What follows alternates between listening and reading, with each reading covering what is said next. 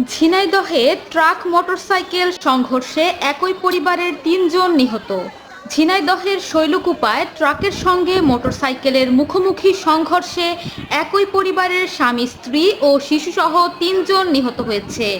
বৃহস্পতিবার বিকেলে উপজেলার ভাটই বাজার এলাকায় এ দুর্ঘটনা ঘটে। নিহতরা হলেন উপজেলার মির্জাপুর ইউনিয়নের মাইলমারি গ্রামের মৃত বাবর আলী মণ্ডলের ছেলে মোস্তফা মণ্ডল, স্ত্রী সেলিনা খাতুন ও তাদের ছেলে মাহিম।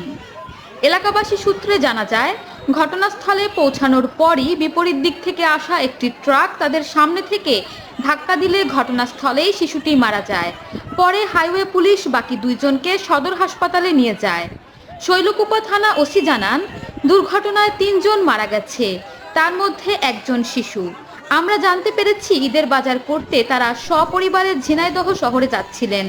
স্পটে পৌঁছানোর পরপরই বিপরীত দিক থেকে আসা কুষ্টিয়াগামী একটি ট্রাকের সাথে মুখোমুখি সংঘর্ষে ঘটনাস্থলেই শিশুটি মারা যায়। পরে হাসপাতালে নেয়ার পর বাবা ও মাও মারা যায়।